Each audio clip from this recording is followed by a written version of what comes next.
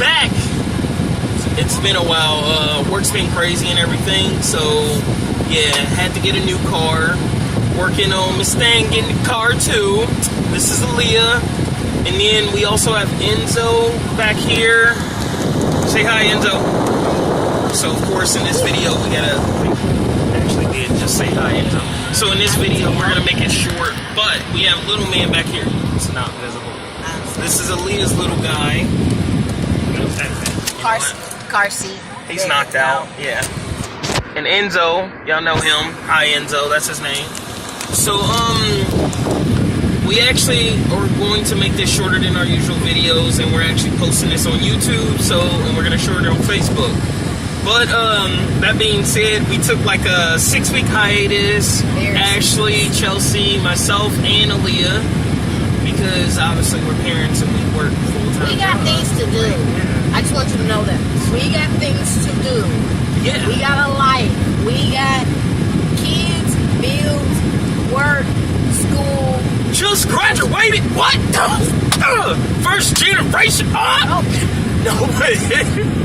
But in all seriousness, we were doing a 4-part series on toxic people, and I know we covered toxic masculinity and where it came from and some other things, but now something people don't like to talk about, mainly a lot of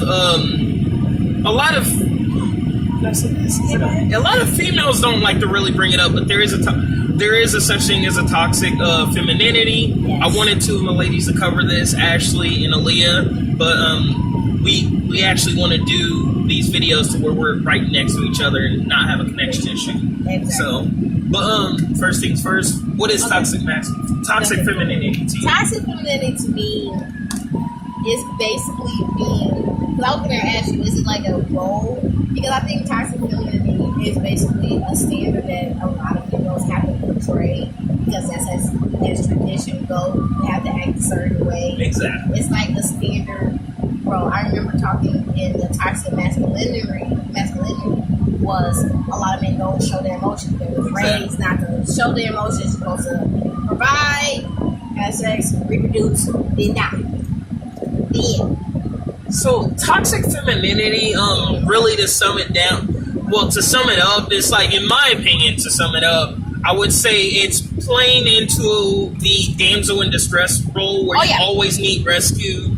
And you're really portraying a lot of females just by doing that. You're portraying not only yourself as weak, but other females, because you're pulling into this whole, I can't be a hero. I can't lift this because I'm a female. You're supposed to do this because you're a man. And, you're deserving of something without working for it. Now, it's kind of like, okay, so the way I view it is nowadays, back then, yes, damsel in distress, they are, now we started to put in this role like, I'm an independent woman, I don't need you, I can do it by myself. That's toxic too. That's toxic. Severely toxic. Now, I'm not, if you can do it for yourself, that's cool. However, if you're being charitable, I got some things you can put down on. That's what I mean. I agree too. I like to eat.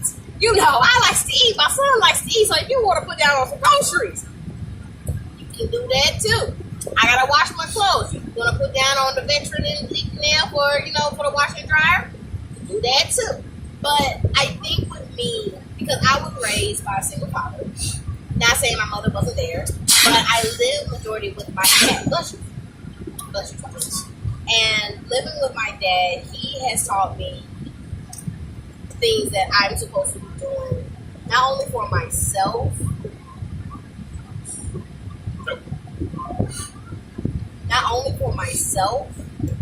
but also for what a man's supposed to do.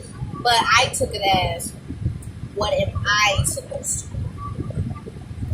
So what I mean by that is, I know how to take out the trash. I do it all the time. I know how to go loud. But I know how to run a household with or without a man. To me, a man is a bonus, not a necessity. So there goes that damsel in distress. I'm not in that. However, I'm not going to be where I don't need a man. Y'all. Now, granted, my opinion on men, me being an open bisexual woman, I have an opinion about men. Y'all are muting. I don't hate y'all. I y'all muting, but I am muting. but it's not a necessity of I need this in order to survive. I need this because of X, Y, and Z. No, with femininity, if we play a role where we have to be sweet, but we gotta be hard. We gotta be independent, but we gotta seem as if we need it. And there's just so many subcategories. It's complicated. Me, I don't like being categorized of what type of woman I am. It's like, in my personal opinion, how that can affect kids, especially with me being a single father raising a son. Like, if I am with a woman that's like that, that's in a needy position 24/7, acting as if she's a damsel in distress, then what is that really teaching him to go for?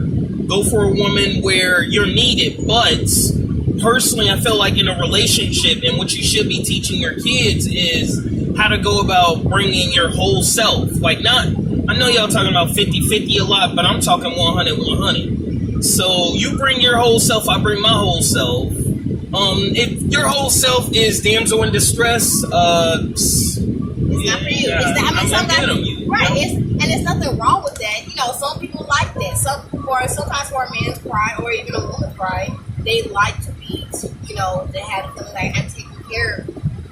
Now, I got, you know, being that I am a single, I'm not about to call you back, sir. Just text me. Yeah, just end it. Just ignore it. Just ignore it. Let's go. So, the thing about that is because, well, how else? A lot of guys that I have talked to and got to know or try to work with, they view me as complicated or a challenge. Now, I took it as a compliment, but the way they were saying it is an insult. Like, why can't you be like other women? I mean, why can't you? And that's a toxic femininity. Right. Not every woman is the same. Right. Why can't you submit to what I'm saying? Like, my favorite hate line that I hate from every man is, well, because I'm a man, you have to do what I say, or because I'm the man of this house. First of all, if you have to keep acknowledging that you're the man, like you have to reassure me that you're the man, obviously you're lacking, and I take it as a joke. Like, any man does not have to make an announcement that you are the man of the house. And to be honest, I say this a lot as a joke. I am because I'm a man. I'm a man, and I don't need no map or whatever else. That's a joke to me because that's what it is. It's basically toxic masculinity, but I use it as kind of a joke because in most cases, I just told Aaliyah earlier because we took the boys out for lunch, and she was wondering why her son is so calm with me when I was cleaning his nose. And not as a joke, but in all seriousness, I said because I'm a man. Well, the reason why I say that is it's honestly the truth. Most kids respond, especially boys, they respond better to father figures rather than mother figures when it comes to commanding. Because they're seeing you as an older version of themselves or an older male, like, oh yeah, you can be acknowledged more. This is why fathers are important. And this going into how does toxic femininity affects our kids? Like, how does it do that? Well, first off, the biggest line that it's just a major red flag when going into a relationship or seeking a relationship with a woman for me is my son is the man of the house. I'm out. So let me speak on it. Okay. So, and it was funny because me and my son's father, I refer to him as my son's father, not my baby dad, because I'm not a baby mom. So me and my son. Refer to my son. Let me get my So just sip on that. Yeah. But no, like me and my son's father, he made the time, but I forgot how it went. But he was like, you know, when he gets over, he's gonna be the man of the house. And I said, no, he's not. And he was like, yes, he will, because if we don't have a man, Nope. I said, You giving a child too much authority. I said, I'm like, no, because I'm paying bills. And you're just the dependent of the house, but you're not the man of the house. You're the boy. You're the young man of the house. The young boy man. And so he didn't understand it because I have an opinion about, if a man moves in with me, it's still my house. Now, unless we get a house together, he's the man. You're the man of the house. Not the son, y'all. Not the son, ladies. But that's the son. But, and I had explained that, but that's another topic later. But I told my son's father, I said, what I mean by that is, I don't want him to think he runs stuff in my house. Yep. He's like, but he explained to me, like, no, I didn't mean like that. I meant as if, you got to take out the trash, you got to, mow the lawn if you get a house. I said, those are not man of the house chores. That's just chores. And he was just like, what do you mean? I said, I can do it myself. I can take out my trash, I can mow my lawn, because that's how you keep up with the house. Now, when he gets older, because he's not paying no bills, that's your payment. See, and this is the other thing I want to address, and being a man of the house, and the authority that I have, like I said, I'm also a single parent. My son knows who's the man of the house, Enzo. Who's the man of the house? Yell it. Okay, he knows. Whatever, y'all. Whatever. That was embarrassing. This is like live. We're not re-recording this, but anyway, I'm the man of the house. All right, and as the man of the house, it is my duty to take care of. Well, I live in a townhouse community, so as far as cutting the grass, it would be my job. As of right now, since we don't have a queen, a woman of the house, it is my job to cook. He helps in everything. He does chores. He's 3. Yes, he does chores. He gets paid for it. All right? That's what goes into his savings account or buying him little toys. But when you give a child that authority instinctively, and it's really crazy because I've seen it. All right? I seen it, y'all. It's like when a mother tells her son, a single mother or a mother with no, you can have a male around, but he's not really around, gives her son that authority, and he hears that. A little boy, I'm the man of the house. What you have to understand is kids start to realize really early on what a man of the house is supposed to do by going to daycare or seeing other grown men handling their business, and guess what?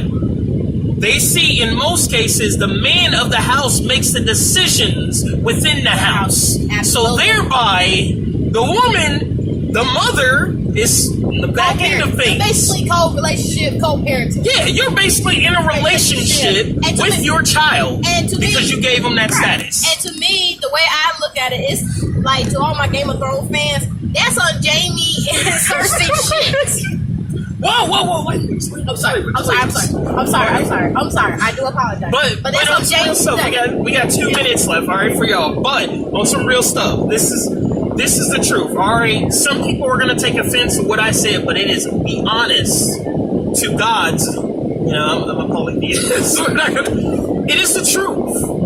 Because what you realize afterwards is you have a young son, as a mother, you have a young son who you've pushed this idea of toxic femininity on because you don't need a man, but then you end up getting a man in a little boy who doesn't have a childhood because you're too busy saying, since I don't have a man, he is the man of the house, thereby causing really big problems with authority. Right. Because now he thinks he's a grown man as a child. He can run you over and he can run over anybody else because he doesn't truly understand in his childlike mindset that he does not have authority. Absolutely. And I've already had this issue with my son because it's not exactly equal, but it's like I let him get some decisions and then I'll shut it down. No, that's not a good one. Try again. All right? So, man of the house. Right. And that's where I put that in. I'm like, because no tea, no shade. A lot of men that I have came across, they was raised by single mothers. And it's like, well, my son was in the house. To me, that's disgusting. That makes it seem as if your son is your boyfriend. Because he gets to make decisions. And then, or your husband, because this is a lifelong. And then on top of that, when you tell him, no,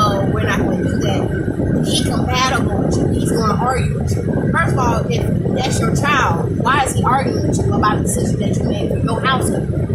You are the child. Stay in your child's place. Then on top of that, I feel as if you're robbing the child's childhood because you are making them grow up and take on responsibilities because of what their father should have done. Period. And that's how I look at it. So when I say Mateo is the man of the house, it's not, no, I'm not going to say that to her. What I am going to say is, this is his home. This is his house. He helps take care of the house. He helps take care of it.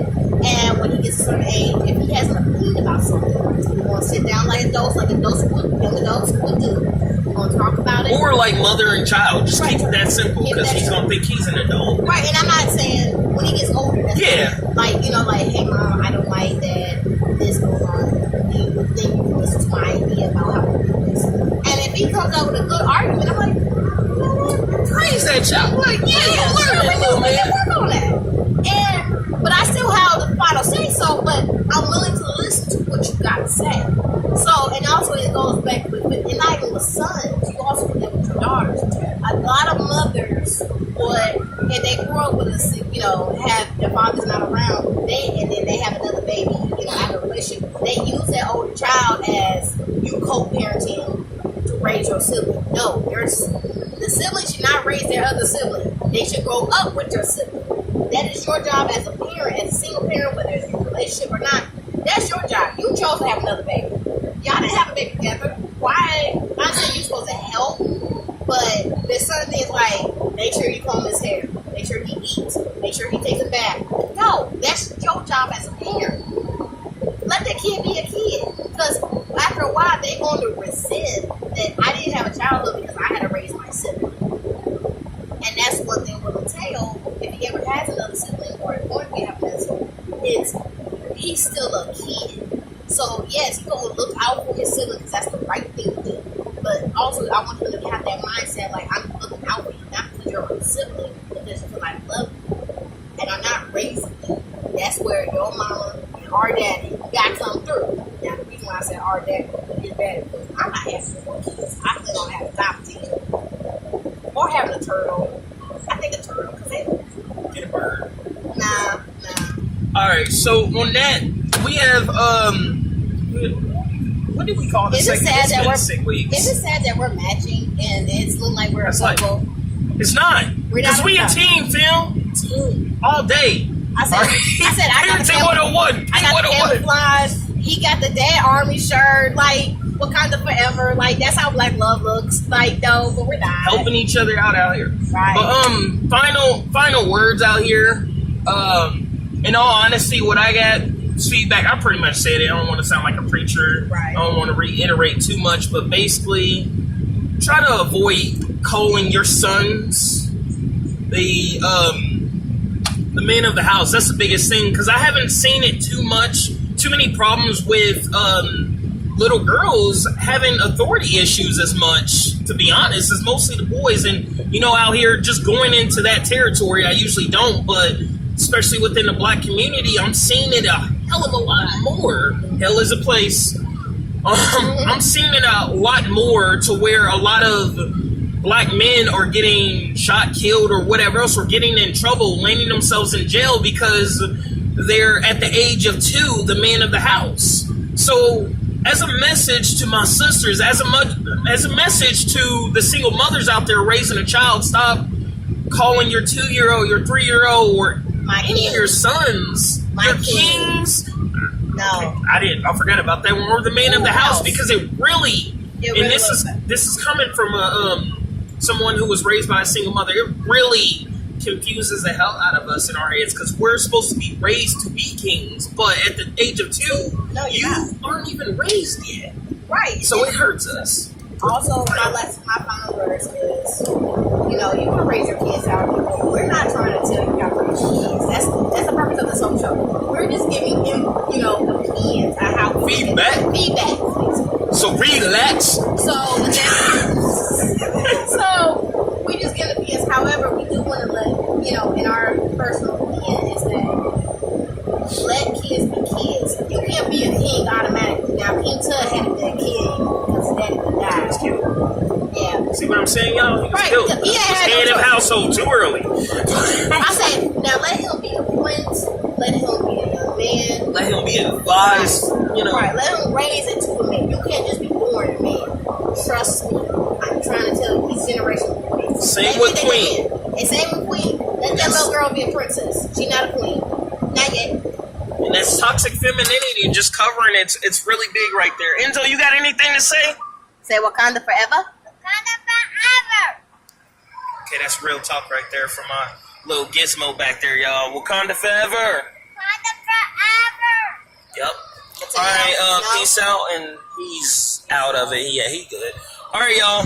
Peace from the P101. 2 out of 4.